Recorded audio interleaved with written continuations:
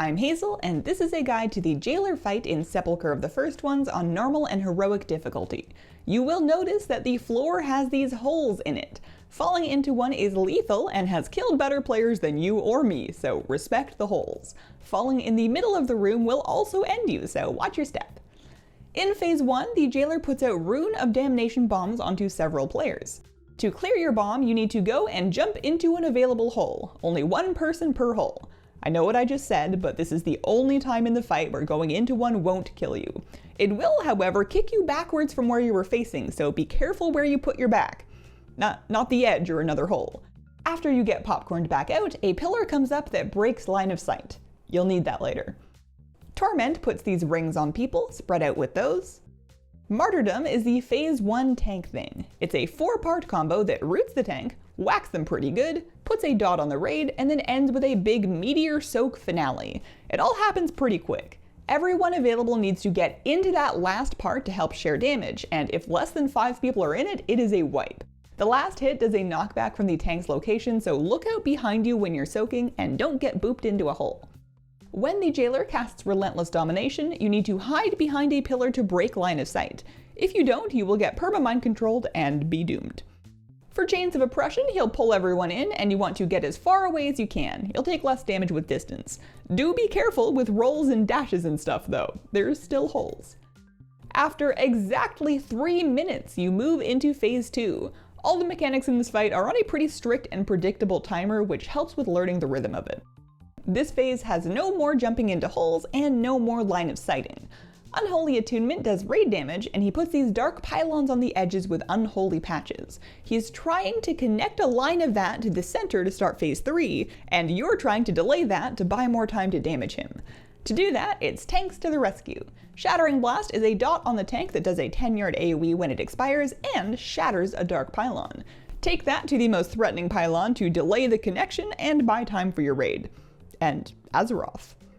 Rune of Compulsion will mind control you whether you like it or not, and while mind controlled, your character wants nothing more than to sprint to the outer edge and comically leap to your death. It's pretty funny, but not helpful. The thing to do is run right to the inner ring, which for us is under the boss.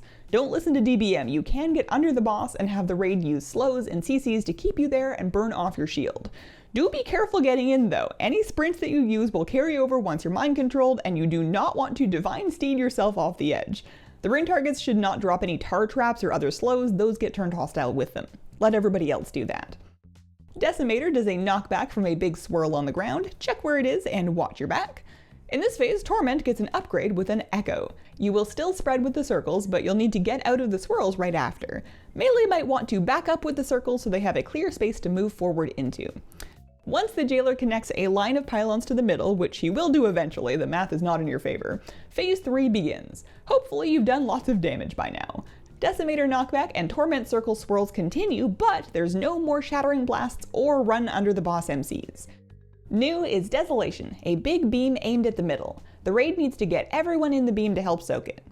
The new flavor of mind control mechanic for this phase is Rune of Domination, and it's a tricky one this time.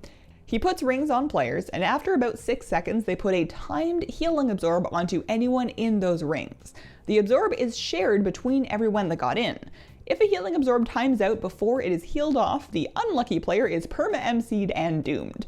You want to get basically every player in the raid into one of these rings without having anybody take more than one, and then just pump raid healing cooldowns to top everyone up.